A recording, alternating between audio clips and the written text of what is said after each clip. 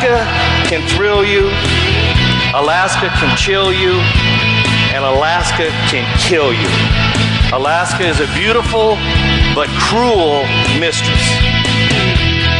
In my book, Wild Men, Wild Alaska, I try to satisfy the appetite for those of you who have never been able to experience Alaska firsthand. I've brought Alaska to you. Here's what some of my adventures and some of my narrow escapes and near-death events have shown me. Women, this is for you. Adventures in your man can take the place of affairs. Adventures in your man can take the place of addictions. Adventures can bond a family together. Adventures can cause deep personal introspection. Adventures can teach the boys and the young girls to be men and women. Adventures will cause you to be restored through creation and through recreation.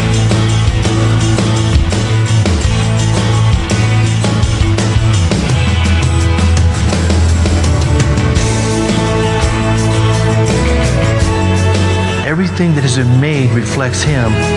What attribute is reflected in the mountains around here? Power, majesty. Our God created those, and He can deal with the issues in your life through faith if you allow Him. And we were floating down the river. We'd been working, and I'd been calling the bears and calling the bears. And I don't know how crazy that is to call in a huge bear and act like you're hurting animals so that he wants to kill you. But it's something we do. No matter what, I'm going to warn this bear that I'm coming. I lit up the biggest cigar I could find. I'm like this. Where's the bear? Where's the bear? We're going through the woods.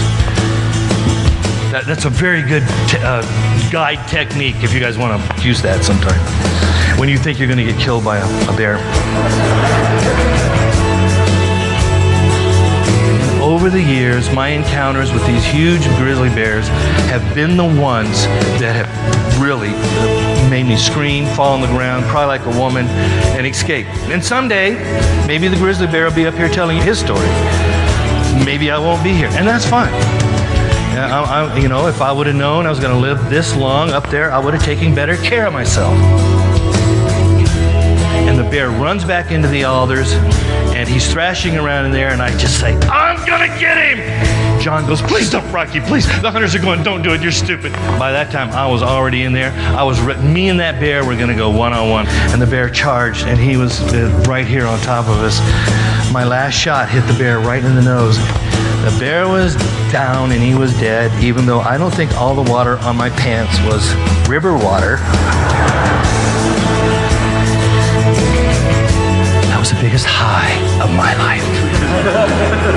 It was like doing some other stuff that you're not supposed to do. It was an incredible rush to have that intense, incredible encounter in the wilderness of Alaska and come out alive.